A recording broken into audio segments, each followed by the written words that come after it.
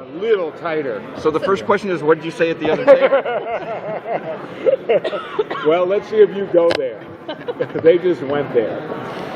So, Paris, it's the last season. I'll kind of ask the same question I asked of David and Nico. What would you say is the theme? I mean, there's so much that we still have to get through before we get to the end. So what would you say? Last season you told me it was very Shakespearean. What would you say the theme of this season is? The theme is what Arthur Miller says. It's the theme of every drama. You know what that is? The chickens come home to roost. So all the things that we've done, most of which have been bad, over 7 seasons, eventually people have to pay for it. And that happens on an individual level with many of our characters, and it happens on a sort of meta level for the show. We've gotten away with a lot of shit. I mean, I'm not just talking about shooting 12 Chinese people in a warehouse. I mean, we've gotten away with stuff that would probably, in the real world, I just don't think could go on nearly as long as this. I mean, if you think about the heartbeat. So in the final season, people have to pay, and they will. What is it like this season losing? You know, you lost 2 such great characters last season with Maggie and Ron being gone.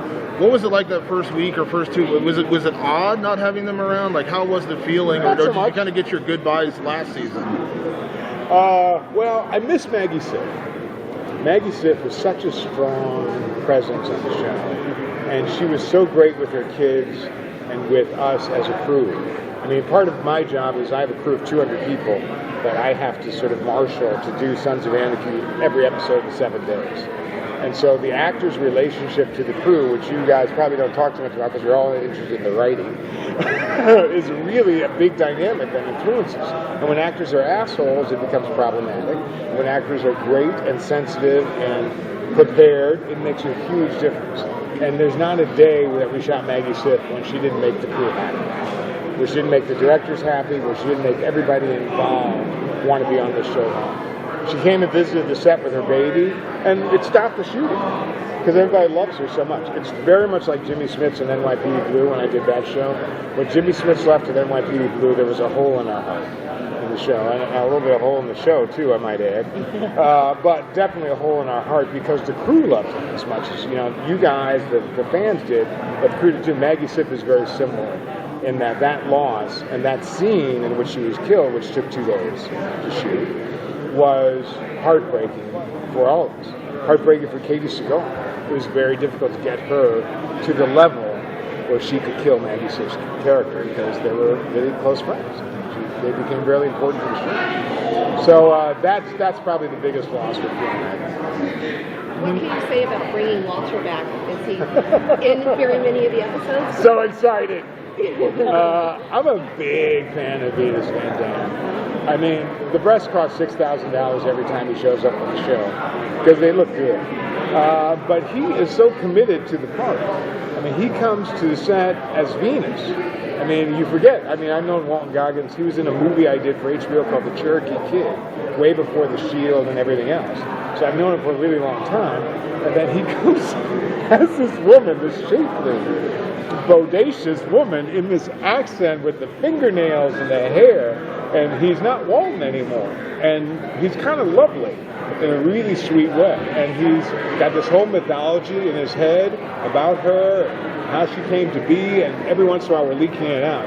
And this season she talks a little bit more about how she made the transition from where she was to where she is now. And whenever she comes, it's another great example for the show to say, the things you think about a racist biker club, just hating the world, may not be all as simple as that. Because they do love them some Venus Van Dam. And some bikers love Venus Van Dam more than other bikers, if you know what I'm trying to say. But they definitely get involved with her, and she becomes kind of a sexy linchpin of a couple stories this season. This might sound like an odd question, but you've obviously directed so many episodes of Sons of Anarchy. You've been kind of 14. Yeah. So when you're filming this season, we know you said death is coming. We're going to lose some characters. How important is it for the shooting process this season to get it right? You know what I mean? To really kind of honor this last season when you're saying goodbye. It's really important. I mean, but I'm acting as if this is the first season. because I'm expecting a number of people are going to come to see the show who haven't really watched it because of you guys largely talking about it. They're going to say, what is Sons of Anarchy? It's the last season. I should catch up on it. They're going to watch it on the Netflix. They're going to see and they're going to catch up through the mythology from 1 until now. They might skip 3. But basically, they're going to try to get as much as they can of it. And when they get to the season, I think it should be like a roller coaster ride. So every episode this season is packed with more plot, more story, and more characters than we've done before.